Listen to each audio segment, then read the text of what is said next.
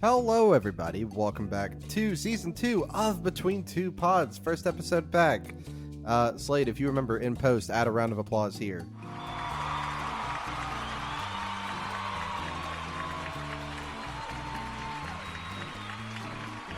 Anyways, today we have Gaming Together on. Well, one half of Gaming Together. Nave, hello. How's it going? It's excellent. The weather's nice today. I get to talk to you. I have questions. You know, it couldn't be better, right? Yeah, things are going wonderful. Exactly. Would you like to tell everybody about your show, where they can find it, and what do y'all do? You can find us on most podcast catchers and on Twitter at Game Together Pods, where I'm usually skulking around doing little shit posting. But our show is one half of us, the one that's not here, doing some serious gaming journalism, really trying to get to the nitty-gritty of video games, and I'm there to derail him as much as humanly possible. I am the chaotic side to his yin-yang thing going on over there. Sorry, I've been playing a lot of Mortal Kombat, so all that stuff's just in my brain. It's just glued in there right now, so that would have been a good question. Who's the yin and the yang of the cooperative part of the podcast? It probably, whichever the chaos bad one, I'm the bad side. I'm the chaotic evil. He's the lawful evil, probably. We're both pieces of crap. Yeah. That's one good way to put it. But to get us really kicked off about it, let's learn a little bit more about you and your podcast, right? So my first question I have for you is, why do you podcast, right? Mostly because I like the sound of my own voice. No, but really, I really like to just have conversations with people all the time. I am a perpetual devil's advocate, so I kind of just and I have like a real hunger for like hearing somebody's perspective on stuff. And listening to podcasts is one thing, but being able to like physically ask the questions, that is peak for me. Because when I'm listening to shows, I'm always talking to myself, and I'm a mailman, so I'm just driving around in my mail truck, just talking loudly to myself and scaring the neighborhood. But that's fine. At least they're getting the mail on time, right? Debatable. Depends on how interesting the podcast I'm listening to is. Fair enough. So rolling on about this, to learn a little bit more about your podcast before we get into you. How did it start? Like, what brought it together? We started during the pandemic. My co-host Philip, he is in the military, and he was changing whatever you do in the military. It was becoming something anew, and he had to do training for it. And so he was stuck in a hotel for 2 months, I think, and we reconnected. Just playing Halo 3, and he was just like, hey man, do you want to make a podcast? And at that time I'd never listened to podcasts. I was like, I'm like, yeah, like the Joe Rogan thing, right? I don't know what the fuck they do over there. But I was mostly just listening to music all of the time, and or audiobooks or something. So it was really a new venture for me. And he knew I had editing experience because I had a YouTube channel where I made like video game walkthroughs and stuff like that. So I was familiar with narrating. But me and Philip, we've known each other for quite a while, and we're so familiar with each other's cadence and stuff like that it's really easy for us to have a conversation and just let that conversation spiral into chaotic energy. Because we feel the need to make each other laugh, and we know how to do that. So it's like a constant one-upsmanship, and part of our show is just being on that ride, listening to us try and get giggles out of each other. Well, that's it's actually a really good reason to do it, to be honest with you. I guess on that, for y'all, mainly, I guess, gaming together, right? What do you think the hardest part of podcasting for you is? I always joke that it's time zones. Oh man, it's rough. I never thought about how much time zones were going to mean to me as an adult, but time zones are very difficult. It's tough whenever you have a lot of people that you admire that live across the pond, and it's like, man, I really want to talk to these guys in the UK or in Australia, God forbid. And then it's like, okay, I guess I've got to just get off work at noon so that I can, because that's 3 a.m. But yeah, well, that's my two co-hosts for the regular mainline. They're both British, so that 6-hour time difference really hits some days. Yeah, unless you're a night owl, which I normally am. I have insomnia, but it's like my mailman job. You can't deliver mail at midnight. I wish you could, but I've only the only people I've had leave something at midnight is UPS. Oh yeah, and I every wish I now was and kidding. then, every now and then I'll see FedEx out there, and I'm just like, God rest your souls, you poor guys. I'm sorry. Yeah, it was when I was rebuilding my PC a couple years ago before prices. I got very lucky. I did it before prices like skyrocketed. Yeah. And I got a notification from Amazon at like midnight saying your package has been delivered, and I'm like, well, that's weird. And I go look outside, and sitting on like the toolbox of my pickup truck is a package. And my only thought is like, poor guy, go home. Why are you out here? I could have gotten it tomorrow. It's really sad, especially in around like Christmas time. That was the only time that I was out at like 7 or even like 6 or 7 p.m. when it's dark out, and like people would come out and get their packages and like give me like hot cocoa or something, like a little like plastic cup with hot cocoa, and I'm like, oh, this is great. Except this isn't, but it's nice. It's the thought that counts, right? Yeah, It's but as far as podcasting is concerned, I think one of the worst parts is editing. That's very frustrating, especially if you're somebody like me who, me and Philip used to alternate doing the podcast, but I kind of went through menopause for a couple of months, and so he took a lot more responsibility. But it's also that the way that we edit is fundamentally different, where I take a long time to edit, and I go through it like multiple times, multiple passes. I'm like slowly moving people's voice lines out from each other so that we're not talking over each other and stuff. And then Philip, he does it a lot more generally. So like he goes like one pass and it's fine, and I like sanitize it, even though it really doesn't matter. That's something we learned, is that nobody really cares if you talk over each other as long as it's not a perpetual problem. Yeah, if it's constant, then it's one thing. But if you're both trying to get a point out at the same time and happen to speak over a bit, that's completely different. So on this, while we talk about it, I guess this kind of relates. But you're sorry, I lost my place in the question. Here we go. So kind of polar opposite, really. Your favorite thing about podcasting? Definitely getting to talk and meet so many new people. I have a real propensity for just kind of being outwardly social, even though I'm an introvert. It's a very hard dynamic for me, but having this podcasting hobby and like using it as a platform to just kind of reach out and talk and have all these different kinds of conversations, it's probably my favorite thing. I'm usually the one going out and getting the guests, and I'm usually the one out being a guest. Every now and then I'll go on essentially a crusade, and I'll guest on like 12 podcasts in 1 month, and suddenly I'm everywhere. Yeah, I feel the same. I feel like for maybe 2 months or so, it seemed like I was on everybody's podcast. And your Twitter and everything, Discord's blowing up, and you're like, good Lord, how many people have I been talking to lately? And to kind of piggyback off you, that's to me is the real fun of this, is that, I don't have to make you play anything. We can just sit here and talk, and it's a great time. Yeah, we've kind of like we pulled back since my co-host had a child, and it's become a lot harder because what we used to do is we would play through an entire game, and sometimes that would take multiple weeks. It's something like extensive, like Solasta, which was like essentially Baldur's Gate, like a really cheap version of that. Like games like that would take us months, or Elden Ring or something like that, and we would try and play through the entirety together. And now Philip really is the only one that ever finishes games anymore. I'm always getting my ass roasted over there because I'm like, oh cool, I put an hour into the game that we're gonna talk to, so this is gonna be fun. But well, what is it like? The stats only like 20% of people complete games anyway. Oh yeah, that played things. It's a really low number. It's horrible. And Philip's got this huge Excel spreadsheet of all of his games in his backlog that he updates and maintains daily. And he's been trying to beat 100 games this year, which means that he's only playing really short indie games, and he's not playing anything actually fun, which has been making me really mad because I've probably beaten like 7 games this year, and 4 of them were this week. So it's like I just happen to have 4 games that were almost done, and then I just knocked them all out at once. So it's like, that's silly. It is really funny though. So, as a part of y'all's, podcast being that y'all were playing games together, or I'm guessing, you still do, but what makes a really good co-op game, And on the inverse of that, what makes a really bad co-op game?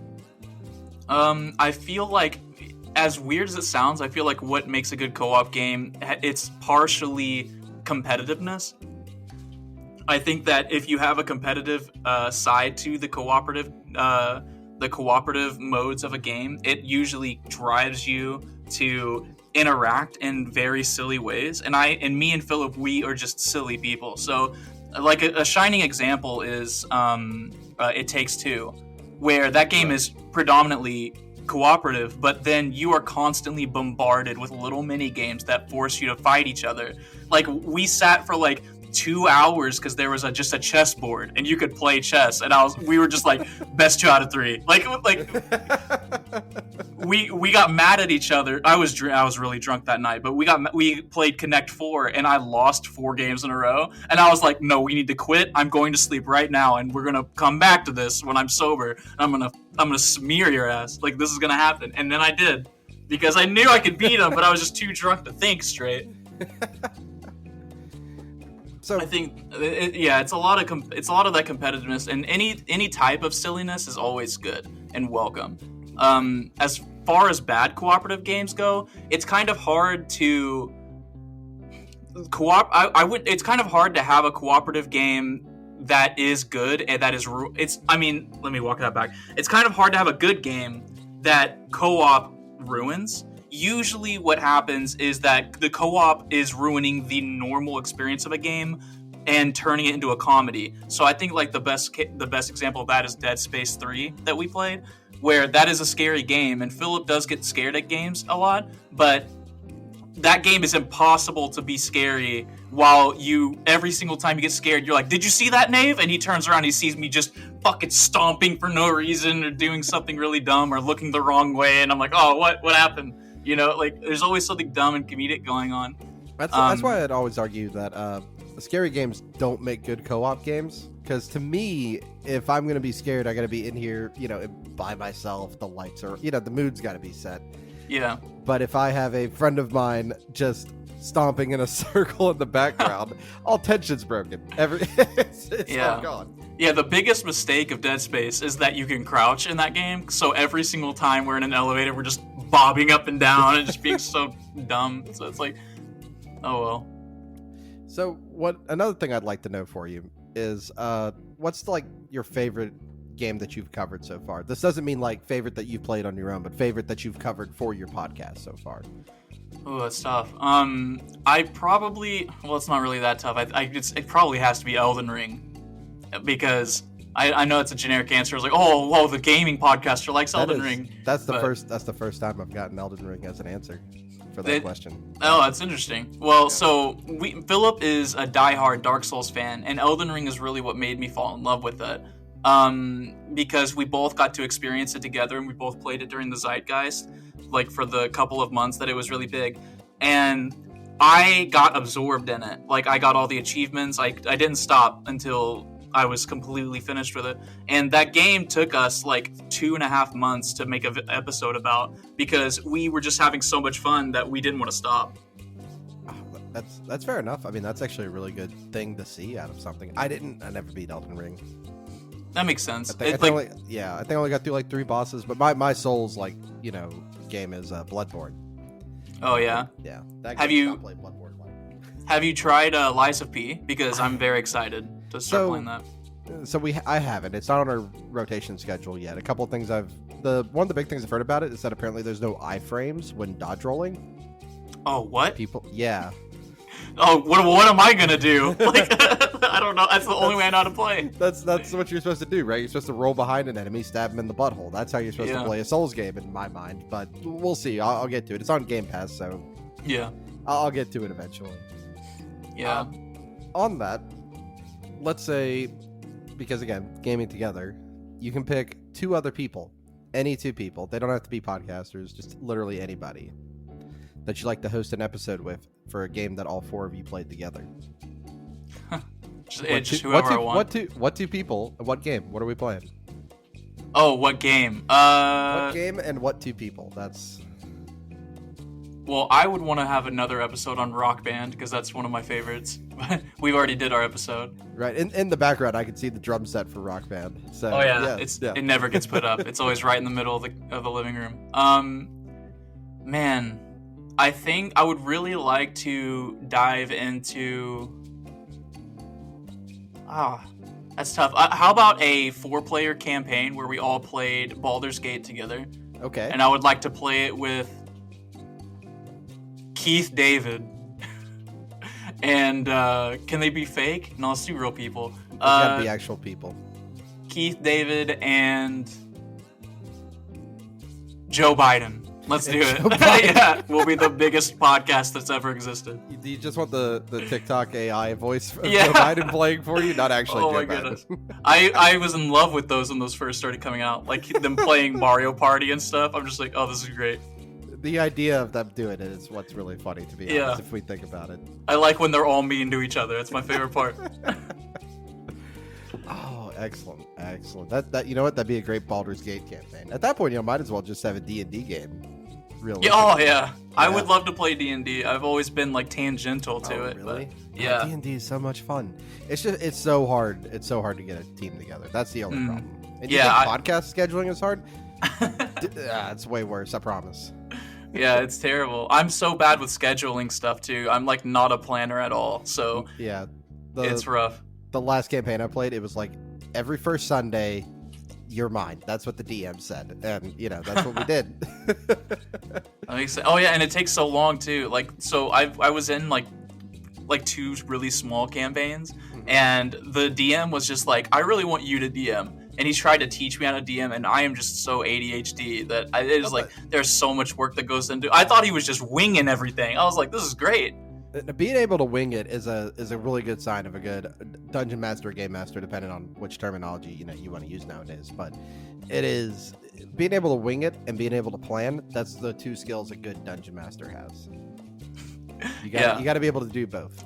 Especially when you have a me in your game, because I'm like just breaking it. I don't know what you want me to do, so I'm just gonna be insane.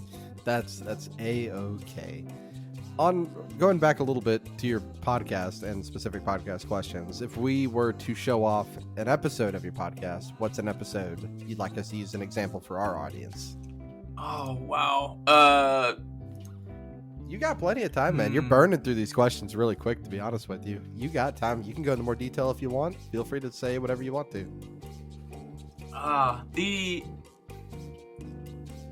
It's really interesting because what I usually tell people whenever they ask about the show is that we do an incredibly wide variety of games. Like me and Philip both play all genres, and the beginning of our show, the first half to 2/3 usually is mostly bullshitting, and we're just talking about games we're playing or what we see in the news or like random stuff. Just recently we got a new segment where Philip has gotten like 100 AMAs or not AMAs, am I the assholes from Reddit, and then we just read that because we think they're fun. I don't know why we decided that's what we want to do now.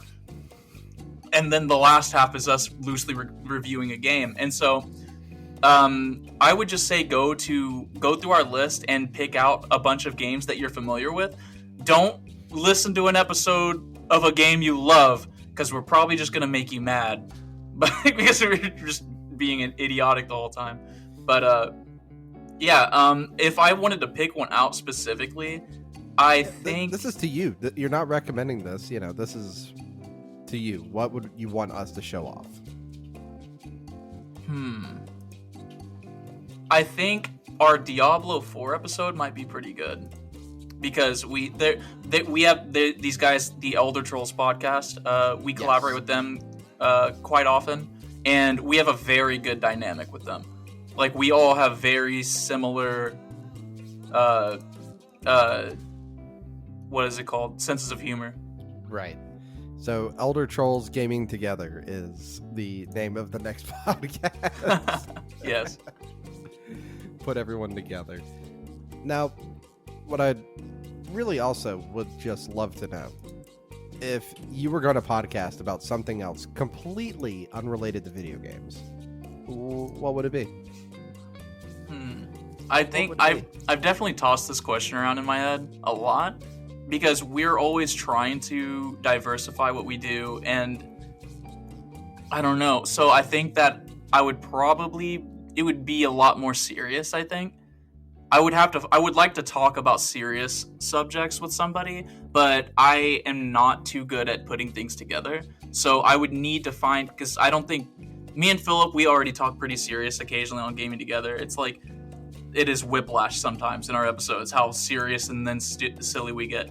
But I would probably like to talk about something psychology like related, like maybe looking into like reading stories and discussing like different viewpoints and stuff like that. That's a lot of what came from the Am I the Assholes, is where it's me and Philip's conversations off the air about random things. Like, we realize that we both think about things very differently, and since I'm a perpetual devil's advocate, it's really easy to bounce ideas off of me, because I'm like, well, what about this? Because I bet someone thinks this way, or something like that. You know what I mean? Right, yeah, because, I mean, I've always said, even if I don't agree with somebody, period, for what they could be saying, I think it's always worth listening to what they have to say. Yeah. And it's the worst, too, because, like, because I'll be talking, I'll be out in abstract land, just speaking, and I don't even really know where I'm going with the sentence, and then people are like, you believe this? And I'm like, I don't even know what I just said. And for one, and then for two, I'm just, like, speaking. I don't know, like, what do you think about what I said? Like, I don't think that someone's thoughts are them. You know what I mean? So, like intrusive thoughts, for example. Like, you have the thought of, like, what if I just drove straight off this bridge? You know what I mean? But you don't do it. Or, like, you're too close to the edge, like when you're up on a tall building or whatever, and your brain's like, jump, jump, jump. That's, you know. Yeah, what if I threw my dog like a football? You know, all of those things. Like, everyone has those thoughts, and some more than others. And it's like, you aren't your thoughts, and you're not the one responsible for your thoughts. Or not, you are responsible for your thoughts, but you're not the one. How do I explain this better? I mean, I explained it good already. You aren't your thoughts. I don't know why I'm elaborating so hard, but I think that it's interesting to be able to, like, think outside of yourself like that. And I want to find somebody like that and just have really hard to get through conversations, because those are some of my favorites in podcasting, is listening to that. Well, also, I mean, you can elaborate as much as you want. This is your AMA, my man. You could say whatever you want to. You can deep dive as far as you want. I'm just here to bounce everything back to you. You're all good. Yeah, so either that or something music related, because I'm a huge music guy, but that's so hard to do in a podcast work, because it's like, I don't know how to elaborate. I have no music background, so it's like, you know, that part where it's like going this fast and then it slows down and then it goes fast again and then the time signature changes. I know time signature because I drummed a little bit, but it's like, I don't know how to explain myself I don't know how to articulate myself as far as music is concerned. We tried to do a sideshow where we listened to video game soundtracks. We did it once a month. We might go back to that because we really liked it, and I loved making the art for it, because I make all of the art in our episodes, like for the thumbnails of each episode. And for those episodes, I would take something from the game, and then I would get an iconic album art, and I would merge them together in some way. So my favorite piece was or I say piece as I'm some kind of artist. What I do is not very. It is not at all sophisticated. It is very simple. But my favorite one that I did was, we listened to The Last of Us, the first game, The Last of Us, and I took the Fireflies logo and I put it on Pink Floyd's Dark Side of the Moon. So instead of the prism, it's the Fireflies logo, and the rainbow's coming out of it, and it's really good. And another one we did Kingdom Hearts. I think Kingdom Hearts 2. And I put in the Nirvana Nevermind album with the naked baby on it. Right. I took the baby out and I put Sora there, and instead of $1, there's money from Kingdom Hearts 2 floating in the water. So it looks like it's one of the cutscenes where Sora's in water. There's a lot of those, actually. I had a choice between different poses of Sora in water, but it's not here on my list whatsoever, but this is one of my favorite questions, just to ask people about music, you know, who really like music. You know, everybody likes music, but if you're really into it, do you have an album or maybe albums that you can listen to like front to back and not skip a single song? Oh Jesus, I have so many. I have a couple. If you don't mind, if it gives you a moment to think, I can list a few off. With help. Before you do that, I would I would direct listeners, if you're curious about this. There's a podcast called Top 3 with Dave Jackson. Of Tales of the Backlog, and I was on their episode, and our episode was top 3 albums you can listen from front to back. So it's really interesting that you brought this up, and so I brought up 3 some of my favorite albums of all time in there. Do you know them off the top of your head? Yes. The first one, the number 1 was Between the Buried and Me's Colors. I listen to that all the time. If you like prog metal, you're going to have to like metal because they scream a lot. But it's some of the most beautiful music I've ever heard in my life, and I listen to it constantly. I think I probably listened to it from front to back like maybe 3 days ago, because I have so much time in my mail truck. I guess, spoiler alert for this. What's really cool is I realized everyone has very distinct music tastes on that show, so it's really cool. But my number 2 was The Complexity of Light by Children of Nova. A really underrated and underrepresented band. They only have 2 albums. Their second album's really good too. But the Complexity of Light, it's another prog anthem. It's phenomenal. And if you love prog music but you don't like metal, you're gonna love this. It's very Mars Volta, Coheed and Cambria, Rush, all of those beautiful artists that people who listen to that kind of music are gonna be familiar with. And it's very unique sounding. There's like unique blends and stuff of things that they do, and the riffs and the progressions and stuff they always give me like goosebumps. And the third one is Car Bomb. I think I picked Meta. I don't remember actually. I might have picked Meta. I don't remember actually. I love all of Car Bomb's albums, but Car Bomb is extreme math metal. So I don't know. People are gonna listen to one song of theirs and be like, nope. Like, I don't even understand. They're like 2-minute long songs with 14 different changes in the 2 minutes, and it is like, how do you even listen to this? I don't understand. Well, that's why it's your pick, right, for just 3 that you can listen to. It's one of my favorite questions though, because it's hard to think, right, when you say like don't skip a single song. To one of the examples, like I love punk rock. I've always loved punk rock. My Chemical Romance, for an example. I can't listen to the whole 3 Cheers for Sweet Revenge album because the interlude song, I'm going to skip it. Oh, So see, that rules it out, right? That ruins it's like so many hip-hop albums have weird skits and stuff in there, and I'm just like, oh god, I wish this was just right. I wish this was Money Trees and not whatever the fuck is going on right now. Yeah, that's the best way to think about it. If you have to skip even that, even though it's maybe 45 seconds in the album, it's ruled out. Yeah, it feels like an hour whenever you're in between your favorite songs. Like, why do they record an hour-long skit? The only ones that can get away with this is Tenacious D. You guys can do the chicken McNuggets. You guys can do whatever you want. Tenacious D, Ninja Sex Party, they can get away with it, but nobody else really. So, Nave, to let you know, we got 5 questions left. You want to keep talking about music? I don't really care. Up to you. But let's get through these 5, and then we can talk about whatever you want to. What I'd like to know is, what was your first video game? My earliest memory is the SNES Mario Kart. That's one of my earliest memories in general. And I was terrible at it. I don't think any kid was actually good at it, if we're honest. Yeah. Have you tried to play it like on the like the Nintendo what do you call it? Where like you pay extra for it or whatever it is? Expansion pass or whatever? Yeah.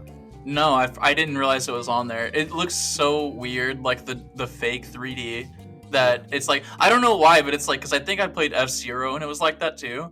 And I was like, this is fine. But then it's Mario Kart and I'm like, no, unacceptable. Like, I don't know what the difference was. One of those F7 purists, right? Yeah. Something I would like to know, who's your dream guest to have on the show? Probably. Yeah, dude. I'm going for PR points, man. We're getting on the map. We get Joe Biden to play Bloodborne. You know what I mean? Like, I'm fucking going for it. But Oh man, what did he say recently? He's like, I don't know about y'all, but I'm going to bed, and I'm like, Yeah. I feel that. Yeah. I feel that, Byron. It'd probably be just a YouTuber, someone that whoever I'm obsessed with lately. I just watched an episode. They just released one. Chris Reagan. That would be cool. Okay. That guy, Chris Reagan's interesting because he's exactly my age, and his trajectory is almost the same as mine in a lot of ways. Only he's just infinitely more successful than me.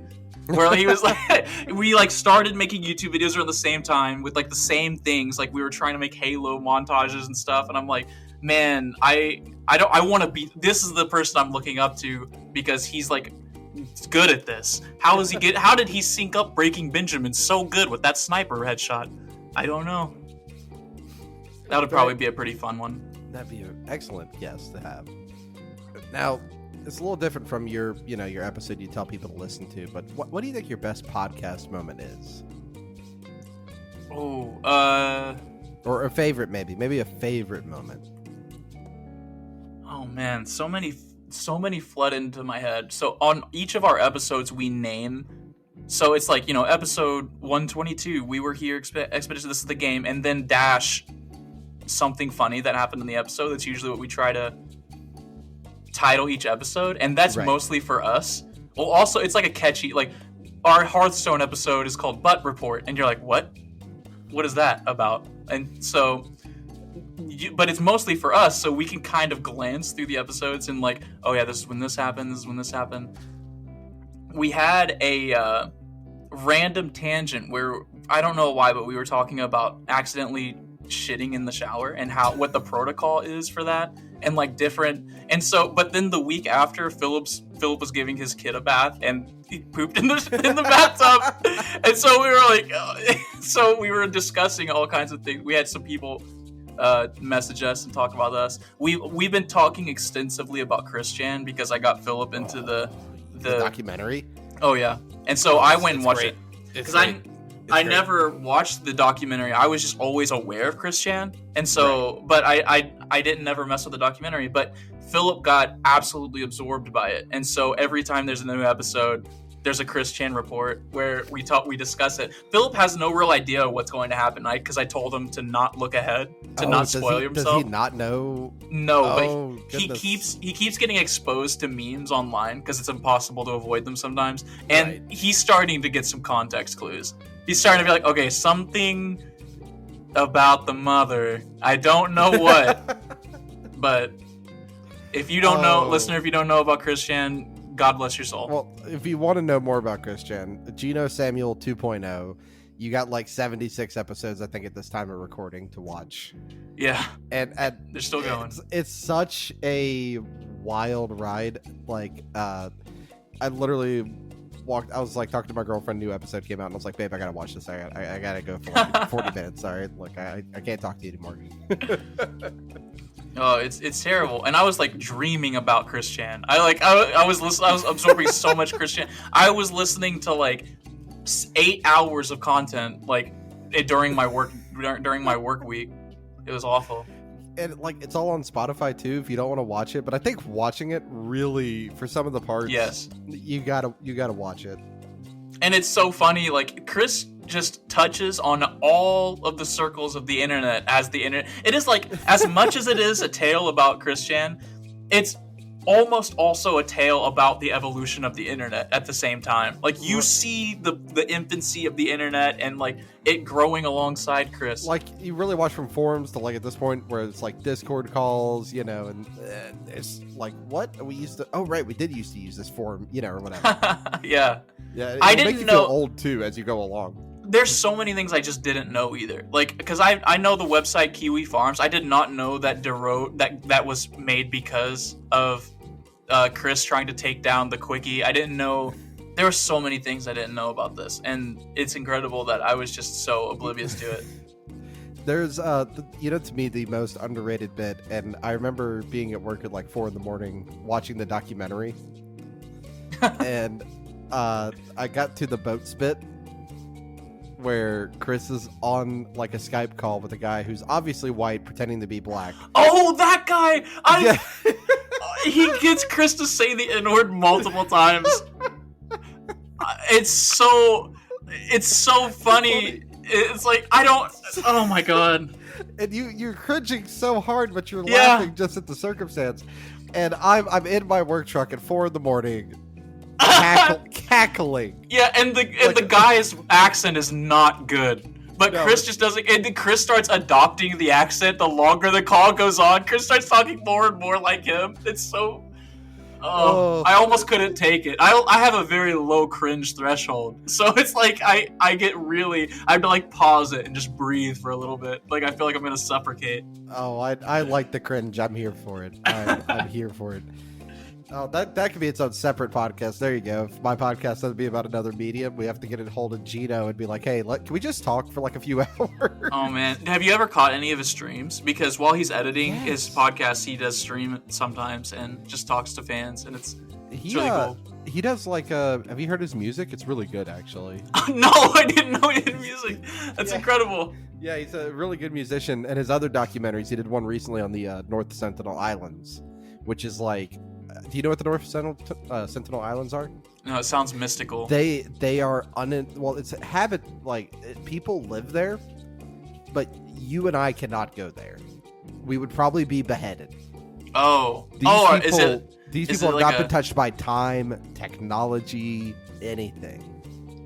You know, my first thought when I hear something like that, my first thought is, I would love to get, you know how you could get like a drone swarm and like make a shape of a dragon? I would love to just have like a dragon fly over their camp one time, just once. Oh, that'd be so mean. That'd be so mean. But yeah, like a lot of people have been killed just trying to make like, contact with them. I think I know, now that I'm thinking about it, I think I could like reporters and stuff like that will try to bring them stuff, and they'll try to take them like just food or just open up some kind of dialogue, but no, you do not do that. I wonder what kind of language they speak. How hard would it be to communicate with them? I'd have no idea. I don't think anybody knows what language they speak. That's so cool. But it's so wild to think that you and I in our phone have like the entire knowledge of the world, and these people just know nothing of it. They know nothing of Elden Ring and its glory. Of Godric and what he did for us. Ah, God, I just hit my knee so hard. I hope you're ready. We have 2 questions left. All right, right on. To you, what is the current thing wrong with AAA games? Oh, man, what isn't wrong right now? I rail pretty hard on the cookie-cutter nature of a lot of AAA games, like the open world checklist games. They make me pretty mad. I was very negative when we reviewed Far Cry 6. I couldn't look past how tired I was. It's been years since I really dove into one of these again, and I was still fatigued by this. I was surprised by how similar it was to Far Cry 3, and I was fatigued back then. So I was like, I can't believe that people still play this. I guess there's always a new wave of people. So it's like, if you've never played a video game, then Far Cry 6 is a great video game. I understand that perspective, but I've played so many of this particular thing. It reminds me, I was talking to people on Twitter, I think, where they were saying that it was something about Horizon. I think I wandered into a fanboy war thing, Horizon Forbidden West or whatever the new one is called. That's it. And it was like, it's like, what's a controversial gaming take that'll get the fan base angry at you, right? And the person said that Horizon Forbidden West is pretty, but there's almost no redeeming qualities past that. And I'm like, I kind of agree with that, but I think a lot of it is from me just being fatigued by the type of game it is, And then it was just an argument downstairs, but it was just an argument underneath all of that where people were like, it has the most incredible story made in the last 15 years. And I'm like, are you sure? This one? Like, no. I mean, I'm sure, but then it's like on the opposite side. It's like, the combat's terrible. I'd rather play an Assassin's Creed game. And I'm like, wait a minute. No. The Assassin's Creed's not better than Horizon. Just don't goof. Don't be a goober. I don't like. I think that the toxicity of like extreme fanboys is pretty bad, but that's not particularly AAA gaming's fault. But it's a part of it, though. It is. Yeah. It's like, when you get people in like the console debacle of, you always see it like Microsoft or Sony will tweet and they'll be like, oh, I'd rather play it on, whatever the opposite console is. Yeah, it's me a little bit. Every time Final Fantasy gets I'm like, oh man, I'll be excited when it comes to Xbox. But I don't. That's where I'm playing over here. I was sad with my no JRPGs. But Oh, you got Persona. You got one. I'm so excited for the Persona 3 Pretty Edition. I don't know what it's called. I forget. Reload. Yeah, people tried to spoil me. Like oh man. I had this is a little embarrassing, but I had Colin Moriarty on my show, and I'd forgotten that he hadn't played Persona 5, and I like spoiled a bit of the game because I got it because I was like, I knew he had beaten Persona 4, but I forgot. I thought that I was like, I got it mixed up with 5, so I spoiled a little bit of Persona 5 for him without warning, and then he was like, oh, I actually haven't played that, and I was like, fuck, I can't believe I did that. Oh well. But I absolutely love Persona. It's up there with Yakuza, which Yakuza is like my favorite franchise of all time. So, yeah. Well, no, it's called Like a Dragon now. They've changed the name.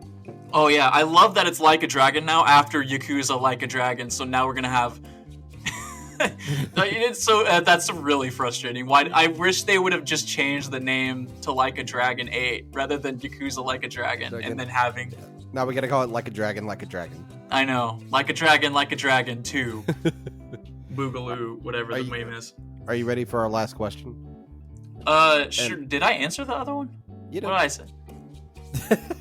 You talked about your current thing wrong with AAA. To you, it was fanboys is where you dove off into. That and its same, like, too many similarities in AAA development. Yeah, I live in the indie world essentially. Like I love my AAA games. I did just put 95 hours into Starfield and all other kinds of AAA games, but that's mostly because they are all 150 gigs, and I gotta delete them eventually. Like they take up too much space. Mortal Kombat should not be 140 gigs. There's no excuse. No. It is a pretty game though. I'm going to give you a hot take. I think the Nintendo Switch version looks fine, and it makes me laugh uncontrollably. Oh, yeah. I don't understand. It's the same reason why people send me video, like my friends in real life dog on me for liking Starfield. They send me all these horrible glitches and goofy moments and stuff. I think it's so funny. It doesn't bother me. I love the glitchy, shitty nature of some games, and I think the Switch version of Mortal Kombat. People are saying it shouldn't exist. I think it's beautiful that it exists. It's a marvel of technology and human ingenuity that they got this fucking game working on the stinky Switch, and then the fact that it looks the way it does is just a testament to how much Nintendo probably needs to update their consoles sooner rather than later. But. Yeah. In the meantime, keep porting these games. Keep it up. I think it's great. So on our last question, it is what's one game you would like to bring back? Now, because Gaming Together, cooperative podcast, y'all are on. The one that came to mind instantly for me was Army of Two, which I remember playing, split screen co-op with friends, when I was much younger. I was talking to one of my co-hosts about that, and he said, the game's kind of shit. And I'm like, well, I'm going to let my rose-tinted glasses stay on this one, because I had a good time. But what's a game you would bring back? Kane and Lynch. No. Those games sucked. That's a good question. I remember I was listening to your show, and I had an answer lined up, and now I'm just, blanking on it. So I have to think a little. Well, obviously, my obvious answer is Rock Band. Right. I need a Rock Band 5 simply so that these instruments are like $300, $400 now each because they just don't exist anymore. And so I would really love to just be able to buy instruments without having to take out a mortgage, Yeah, that's how I got my started playing music was from Rock Band. Me as well, yeah. I started, I wanted to play the bass guitar more than anything back in high school, but instead my friends pitched in to get me a drum set because I was the king on the Rock Band drums, and that was at the height of Rock Band. That was Rock Band 2, early Rock Band 3 era. And so I had a real kit because my friends thought that I was good enough for it, and I loved that fucking kit before I moved. Well, we're bringing Rock Band back. Everybody's going to have new plastic guitars, drums, bass, microphone in their house now. Oh yeah, To absolutely. go along with that extra one that probably has cobwebs on it. I know mine does at that here. Yeah, or Titanfall. Got to shout out Titanfall. That's Apex Legends. Oh, I don't want to hear it. Everyone is like, my friends are like, you would love Apex, and I'm just bitter that it's not Titanfall. It's the same. It's the same thing with the Star Wars game. I don't like Disney and not Marvel. What is Star Wars? Disney. That's it. I said it. Well, LucasArts. Well, it's like I just don't like Disney. So it's even like, I don't know. So Star Wars, it's like I already feel a little bit weird about it whenever it comes up, and then now I know it's also not Titanfall 3. So I'm like, oh my god, it's like quadruple anger towards you right now. Nick from Friday Night Gamecast, he rags on me all the time because he loves that game. He loves Jedi Fallen Order, and I'm just like, I don't want to even spit on it. Like, I'm so fucking angry. It is okay. It might have the worst map I've ever seen in any video game ever, to be honest. That probably goes to Starfield for not even having one. like that would be better than what they did, to be honest. Starfield's funny because I just learned the cities. I was just like, I'm just gonna have to memorize this because this is getting me upset. I kind of like that a bit better because, like, Fallout 3, the first Nuketown. Oh yeah, it's called the first little town you go to. I have that place memorized. We're playing it for the podcast soon.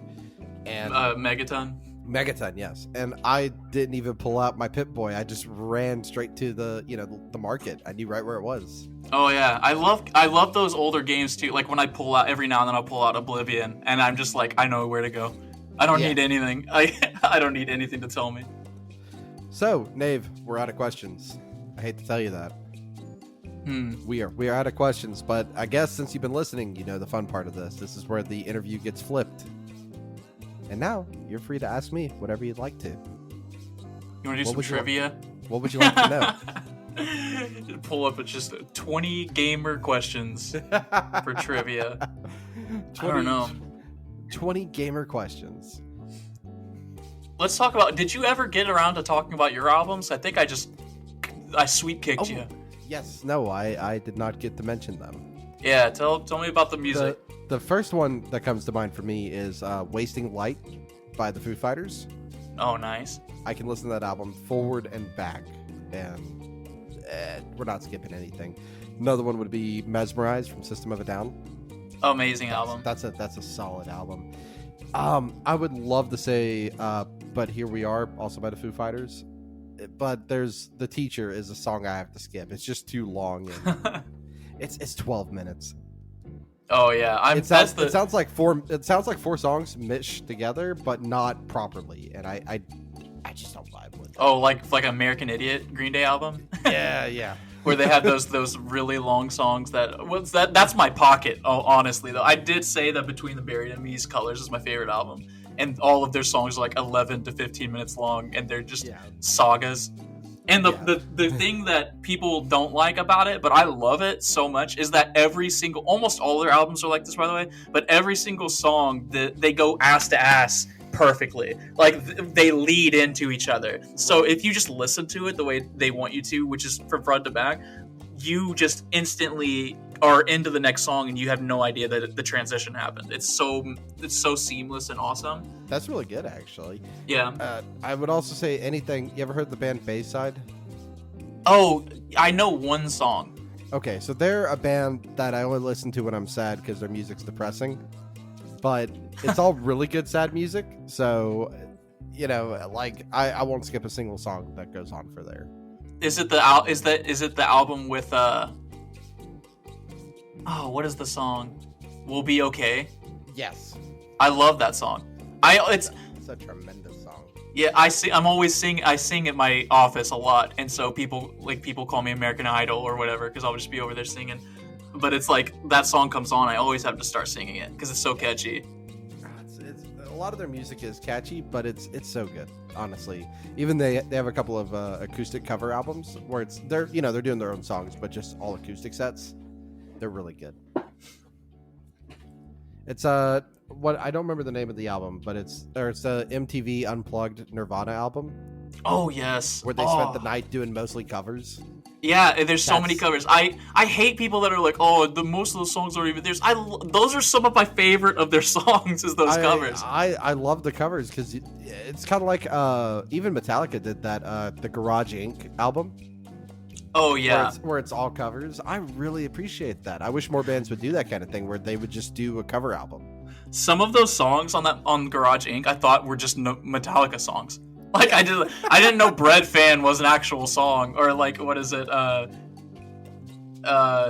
man, what is that song? Turn the Page.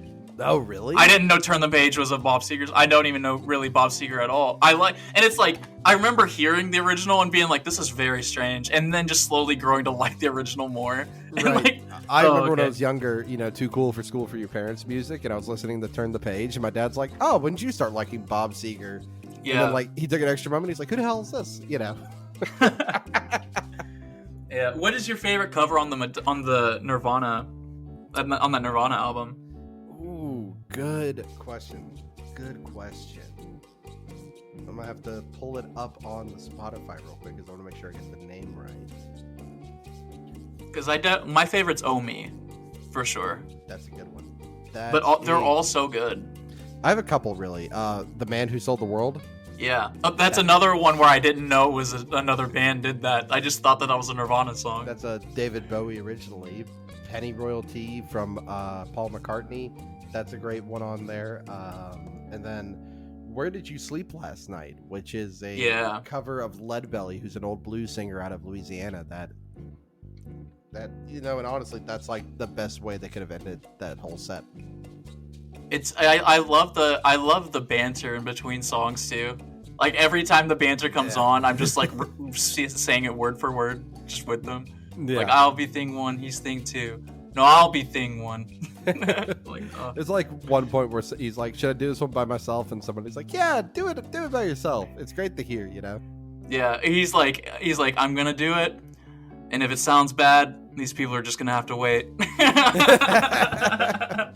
But I think, what I think is really good about it is that it showed that Nirvana had such a soft side to them compared to what you would immediately think about for their music. Yeah, especially because it's like, they did that live performance in England, I think, and they were told to like censor a whole bunch of the words, and then they just started cussing a whole lot, and they had to cut away really fast. Yeah, there was... they've done that a few times. I forgot where they were performing, but they started with the song Rape Me. Yeah. And terrific. Yeah, and he was Kurt was about to start like the first lyric, and then he just swapped up songs really quick. And could probably look at people off the side of the stage being really nervous. Like, no, we're ruined. Yeah, I was just thinking about different albums now. Like, I mean, because I mentioned American Idiot, but that's unironically that and Dookie by Green Day. I like Dookie like Dookie is peak like punk rock for me, but like you're gonna have to get that as an audio clip, just you saying I like Dookie. Yeah, there's so many of those things. There was one clip that my friend took out of context and sent to me on Snapchat where I was talking about, I can't remember what game I was talking about, but I said something along the lines of, I love racism in video games because you can see where I got clipped. But I said, because it lets you explore a really dark side of humanity that people deal with all the time, but you can do it in cool, nuanced ways and ways and like different creative ways too. Like it doesn't have to be explicitly like Mass Effect is probably what we were talking about, because like it probably was Mass Effect because I was probably defending Ashley. But because people hate Ashley because she's space racist, but it's like, well, you clearly never saw the Cole character arc, and you didn't read the lore from before Mass Effect starts, because she doesn't like the Turians. A lot of humans don't like the Turians because they had a long war with the Turians. They were the first alien race that the humans met, and they immediately got into a war, so they were all kind of mad at each other. But she resolves she has a whole character arc about it throughout the story, so it's like, I don't know. She's still not a great character, so I don't think it's there are plenty of amazing characters. You don't have to. I just feel weird about Ashley, I don't know what I'm talking about anymore. That's one of those like morally gray characters that you really enjoy because it's more human than just like I am the good guy, you know. Yeah, I hate like the just overly good characters or like the perfect characters, like characters that have hardly any flaws. It just doesn't feel good unless you're Doom Guy. Doom Guy is perfection and no one can touch him. You ever seen the little TikTok of him singing, "But I'm still standing," while he's like slaughtering demons? It's really funny. No, it sounds great though. That was the original Barbenheimer. Was the Doom Eternal Animal Crossing? Oh, it was, wasn't coming it? out at the same time, and so Doom Eternal. I mean, God damn it, what's his name? Doom Guy, Mr. Eternal himself, teaching Isabelle from Animal Crossing how to wield a shotgun and stuff. All the fan art was amazing. I don't know if you saw, but like Nintendo thought it was apparently in their headquarters thought it was really funny. Yeah, well, they put Doom Guy in Smash Brothers as a Mii skin, didn't they? Yeah, So- they did. Yeah, I think they're aware. You gotta have your finger on that pulse. Usually, Nirvana. Usually, Nintendo is watching for people to mention Mario in their YouTube videos so they can content strike them. Very true. Very true. What else? I feel like I asked you a question earlier and then I took over again. I do that a lot because I just get lost in my own head. Oh, it's all good. It's all good. This is your part of the show. You remember when you sent me a message on Twitter saying, "Hey, do I need to prep anything?" And I told you no. Surprise! Yeah, that's my role on our show as well. Phil preps everything and I just show up sometimes on time. Like it depends on if it's a good day or not. Yeah, I don't know. We're gonna do an episode later today, so I'm like, I was worried. I don't know. I ate like those like pretzel things with cheese in the middle. Yes. Just like you get at the convenience store. There's a flavor that's just like pizza flavored, and I'm like, okay, this will be fine. And I started eating them, and I think I'm allergic to something in them because I was scared because my throat was getting itchy and like I was coughing a whole lot.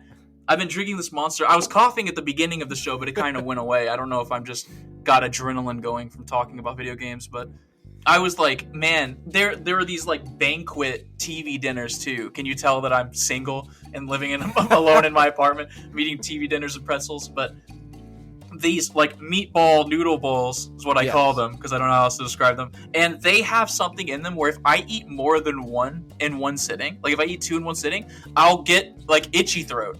Like, my throat feels like it's, like, not doing too hot. And I'm like, oh, that's probably something I shouldn't ignore, but I'm gonna ignore it. I'm just gonna keep eating this because it's delicious. I'm probably allergic to, like, thyme or something. Like, something dumb. Yeah, it's probably, like, the red dye or something in the sauce. That's really what getting, you know. I'm allergic to red dye.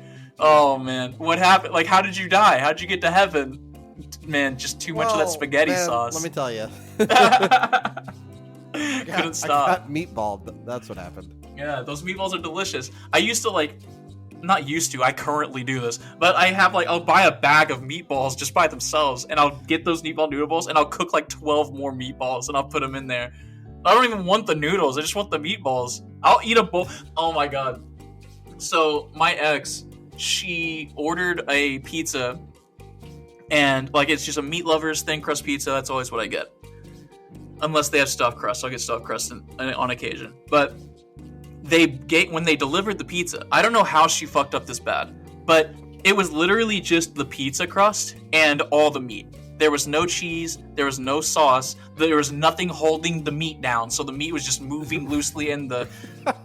So it's just bread and meat with no sauce. Absolutely. I have no idea how she managed to do that, but I just poured it in a bowl and I just ate it with a spoon like it was Captain Crunch.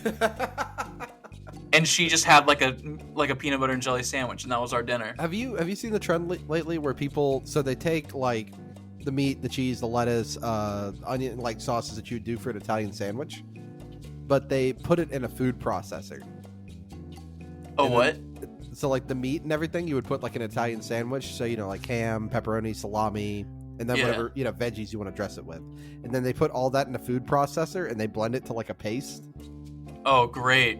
And then they just put that on the sandwich.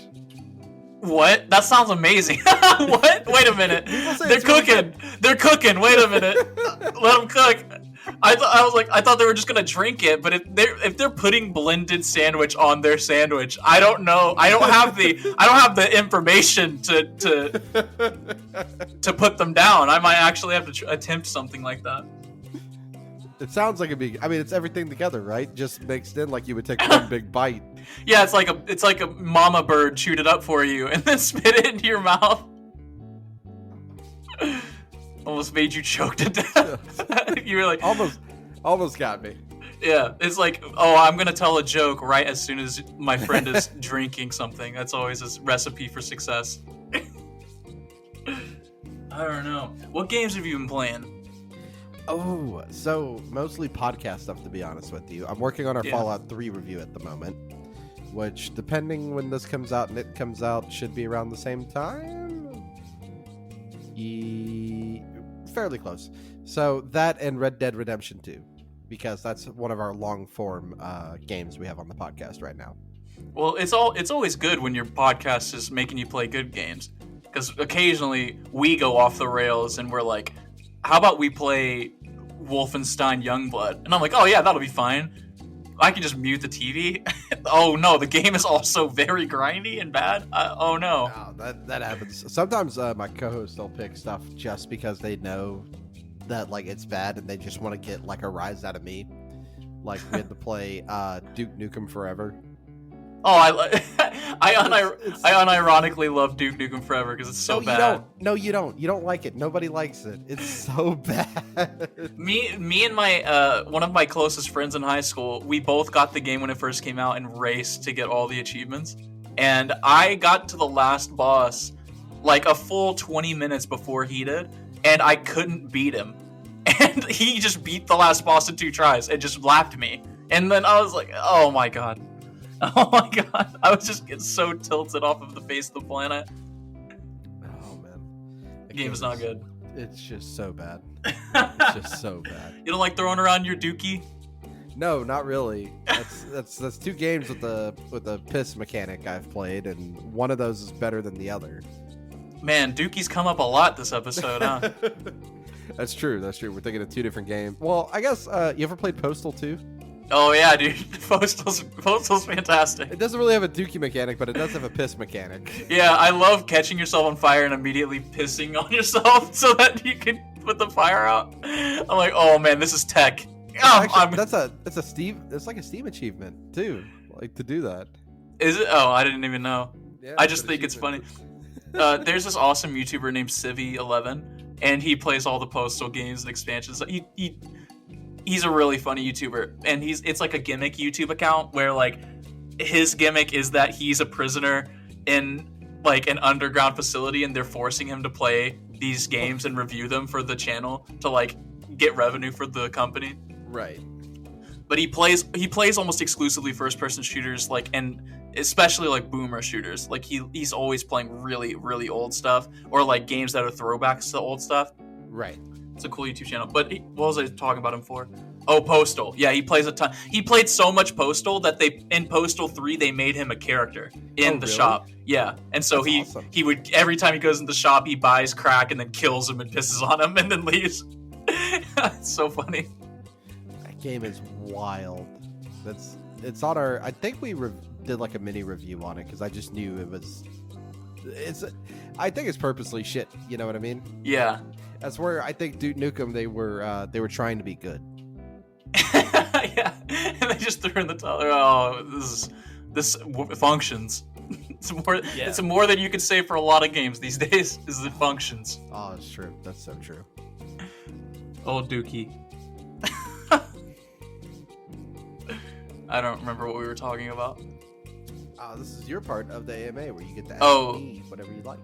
The gaming stuff. Yeah, so Fallout 3 is something that I've been really wanting to go back to. Isn't it getting remastered pretty soon? So I don't know. So that got leaked in the Xbox documents from like, them in the UK trying to buy Activision. Yeah, the supervillain arc. Yeah. I don't think it's a villain arc. I hope it goes good. I hope they buy it and it goes good. And I don't know. Another thing that came out of there was them trying to buy Nintendo for a second time. I hope it's not the first time Microsoft has tried to buy Nintendo, so we'll see how that goes. It's interesting. Like they tried forever ago, like in the late 90s, early 2000s, and then apparently they tried again. Yeah, they were talking. I think they were talking about Sega as well, and Sega respectfully declined. Yeah, I mean, Sega's on top of the world right now, and Capcom too. Yeah. I'm so happy for Sega and Capcom because I fucking love them so much. Maybe we'll get a Dreamcast too, but one day, a Yakuza machine of my own. Just a Yakuza machine. That's all it actually is. Yeah, I actually don't know what they make besides Yakuza and Persona. I don't know anything at all. But I love those two franchises so much that doesn't matter. I don't know. I've been playing a lot of... My Xbox is going crazy. I don't know if you can hear it. Someone's inviting me to a party over and over again. But I've been playing a whole lot of Mortal Kombat. I don't know if you know much about Mortal Kombat. I know a bunch. One of my co-hosts is a competitive fighting game. Sweaty, so... Oh, really? I wish I could be good. I'm just not fast enough. My brain doesn't compute that fast. I'm really good at, like, kind of spreading my brain out across multiple things. Like, I was really good at League of Legends. Right. And that also requires you to be pretty fast, but you also have to pay attention to a lot of things. And I'm pretty good at that in short bursts. But in a fighting game, man, I've been trying to learn Smoke. Like, Smoke is... Like, as soon as I saw the roster, I was like, Smoke's gonna be my dude. And I didn't realize that Smoke was going to be everyone's dude. And also, Smoke was going to have, like, some of the hardest timing mechanics in, like, his combos. So I've been practicing doing these things called vapor cancels and stuff. And I'm just like, oh, my God. Like, this is so fucking hard. And every time I play against humans, I cannot recall anything that I've been practicing. Like, I can't. I just revert back to punching them twice and then docking and blocking.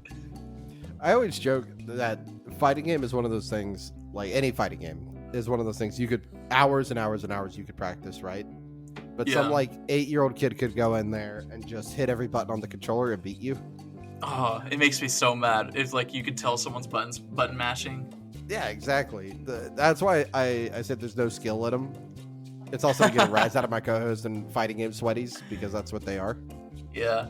I understand. Man, I don't know if you look at like some high level Mortal Kombat gameplay, there are some people who are breaking this game already. And the damage is so insane in this new game. Like I'm getting half health in a combo and I'm just like, "Oh man, the fucking pressure's on. I don't know about this one, boys. I don't know if we're going to get out of this one okay." Because they have the cameo system. And at first I was like, "Yeah, whatever. I've played Marvel vs. Capcom, whatever." But it's like it's definitely changed the game. It's so different from Mortal Kombat 11 which Mortal Kombat 10 was where I was really playing a whole lot of Mortal Kombat. But in 11 was fine. But this game with the cameos, it makes combos so weird and interesting because of the different attacks that they have. Right. I don't know. I'm so interested in how they're going to expand on all of this because since they don't have to have full on attack lists for these cameos, there's only a couple of attacks, they can do so many different wild things with them, and just adding one of them could change the entire meta. Because like a lot right now the meta is like Scorpion and Cyrax, which is incredibly annoying, and then you have like Baraka with also Cyrax, which is also incredibly annoying, and like there's so many really annoying combinations. I can only remember those two. Smoke with like Sector and Serena. Oh my god, it's so none of it's fun. Just recalling it, but right. I'm such a fan of Mortal Kombat for no reason, like no reason at all. It just happens to be your fighting game of choice. Yeah, that's the one I grew up with. I think it's just because of the ninjas. I saw the ninjas as a kid, and I was like, that's the one. The guys that look all the same. Exactly. Do you have a game that you just know the lore of for like you could just like an encyclopedia just recite the lore to somebody? Because I got a couple of those. Oh, the one of the first ones that comes to mind is Five Nights at Freddy's. Oh really? I don't think any of those games are good. I have spent far too much time playing all of them. I have listened to all of the books as well. What got you enraptured by that? it's once you kind of, after the third game, once you kind of deep dived into what was going on in the background. Oh yeah, like the subliminal stuff. Yeah. Well, it's not only the subliminal, but the fact that if you just play through the game straight, it's kind of doing a disservice. There's other stuff going on in the background. There's like mini games that you have to go complete and accomplish as well that a lot of people don't know about. Yeah. And then when you start digging deeper into those, that's when it really starts building more and more and more. I have a problem with games where when you lose, you have to restart. Because I have such a short attention span, and I'm so impatient. So I'll get to like night 4, and I'll die, and I'm like, and I'm restarting night 4. I'm like, I'm done. I'm done. The nights are only 5 minutes, but it feels so much longer. They're only 5 minutes. Feels like a year. You're in there for a lifetime. That's what it feels like. It's so stressed, but like when you're in the zone and you're just doing everything, totally fine. Yeah, but once you're like, you've listened to all the books, you've played all the games, that's when it really kind of digs into you. And it's just like this. It's kind of like the Christian thing. This now lives in my brain rent free. It does not deserve to be in here, but here it is. That makes total sense. I assume those two bits of knowledge are in this, like, right next to each other in my brain. Yeah, Five Nights at Freddy's and Christian.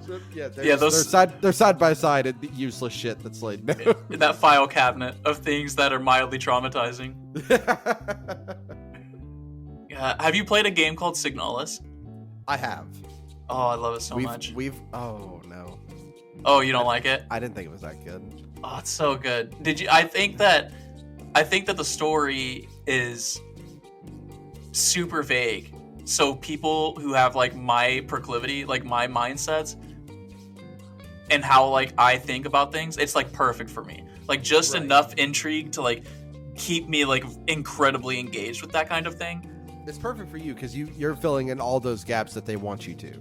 Yeah, and like they were just pulling me along the whole entire time. That game makes me cry religiously. Like okay. I have a coming to God moment every time. I'll like every couple of months. I'm like, I think I just posted on Twitter recently where I was like, I was drinking and listening to a plot synopsis of this game, eating pizza and just laying on the couch, just like sad. Like I'm like, oh God, this is so tragic. I think there's a lot. I don't know. There was just a couple little like nitpicks I feel like I had. I don't remember too much about the game though. Now that I'm like trying to recall it, we played it earlier this year though. It probably like a lot of people have problems with the antiquated nature of the game, like the gameplay itself, or like the kind of obtuse puzzles that genre is known for. Oh, I remember what it was. It was it wanted to take from Resident Evil the whole like inventory system and inventory puzzle. Yeah. Without remembering the fact that in Resident Evil you could upgrade it so you could carry more things, and I think that's what really drove me nuts was having to like constantly go back to the safe room for something that I needed. Yeah, I think that so I was kind of just used to it by the time I got to that because I played all the Resident Evils and stuff like that. So once this came around, I was like, I know that I don't need an extra clip of ammo. I know that I don't need that because I'm not going to be shooting anything. I have my gun just in case, but it's like gun, flashlight, and then 4 inventory slots for whatever I happen to come across. And so you get in this like expedition mindset. Like it's like, okay, I'm looking at the map. I'm going to go down this hallway, into the right, explore this room. And if I have too much stuff, I can come back. But if not, I'm going to try and go out and then hit this other room.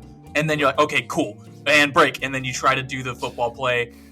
And sometimes it works out, sometimes it doesn't. But yeah, I think that that's something that the devs have been looking into. Like making maybe a like the flashlight an add-on to the gun. I think they were talking about. Or like having the gun in its own slot. Right. Well, you remember like what was it, Doom 3? It has like the most infamous mod of all time, which is the duct tape mod, where it just somewhere on the space station was a roll of duct tape for you to tape your flashlight to your gun, so you don't have to alternate. You know what's hilarious is that there's 1 million duct tapes in Starfield, and every time I see one, I think about that mod. Yep. I'm like, I wonder. I think that might be the most famous mod when you really think about it. I still don't understand. A lot of people played that one, Doom 3 co-op as well. I remember playing it with my cousin, and we would just alternate who was holding the flashlight and who was shooting. That sounds like Resident Evil. I think they're called Revelations. Have you played those co-op? Yes. I haven't played them co-op, but I know the games. You have a character who does everything, and then whoever's playing co-op with you is playing like the flashlight. Like that's all you do. So, or there's one where there's a girl that you have invisible enemies you have to fight, but a girl can close her eyes and see the enemies. So that's really fun because it's like if you're playing with someone who's not super competent at shooters, you are their eyes. So like they can't see the enemies. So like you're like over there to the right, kind of I guess by the thing. And they're like what? And as you're getting hit, like, you're like where is he? And so that's a fun co-op experience too. It's not very good after like 40 minutes because it gets old, but it's very funny in the moment.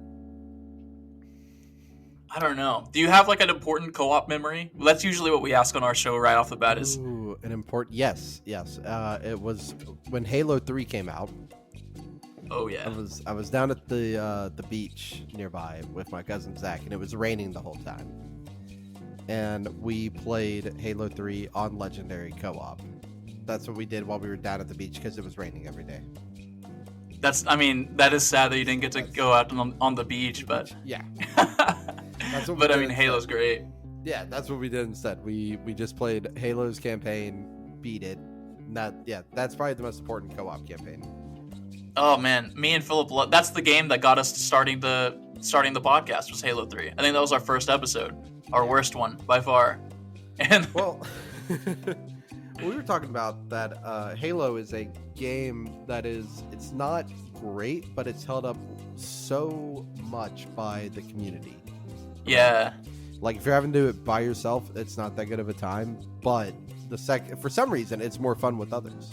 Have you played the Master Chief Collection on the PC? Yes. Like there are so many insane mods. It's wonderful. Like I love the modding community on it, and it extends to Halo Infinite's Forge community, which isn't as active as it once was, unfortunately. But there is so many awesome Forge maps and like game modes. Like you can still jump on Halo Infinite and find a whole bunch of like random lobbies of like the goofiest crap. Like I love the Waffle House map. I love fighting in Waffle House. Like, oh, it's excellent. That's excellent. Or like there's a Peach's Castle that's really awesome, like a Nintendo 64 remake of the castle. It's Super Mario 64. Or there's another one that's like they do Rainbow Road from Mario Kart, but like they give you a warthog, but it's really tiny, and so like Master Chief or like your Spartan is like on this tiny little warthog driving around. It's so funny. Great. Modders come up with so many good things. Yeah, it's great. Like they have entire Star Wars Battlefront 2 maps in Halo 3 now. Like the original Star Wars Battlefront 2, complete with the weapons, the vehicles. It's so cool. Oh, it's excellent. That's excellent. If any of your listeners or you yourself want to like look into that stuff, I think it's Minty Blitz that talks about the Battlefront stuff. Alrighty. Let me see if I can.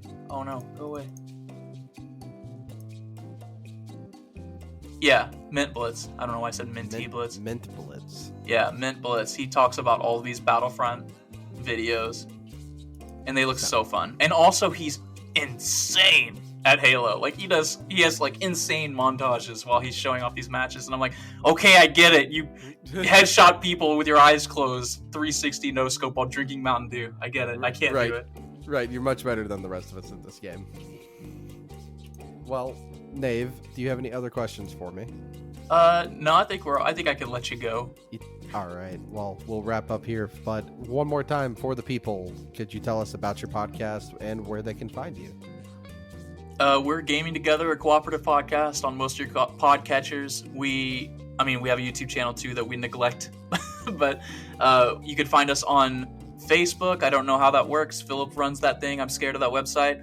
We also are on X at Game Together Pod, or whatever it's going to be called next month. It's all goofy. If you want to shit post over there or see if you can rile me up, go comment Signalis sucks on my posts, and you'll feel the wrath. So over on X, that's where you can usually get a hold of us. I'm usually there all the time. Awesome. Thank you very much for coming and hanging out and letting me berate you with questions. I do appreciate you being on. It's fun. And I hope everybody enjoys season 2 of Between Two Pods. Thank y'all, and see you in the next episode. Goodbye.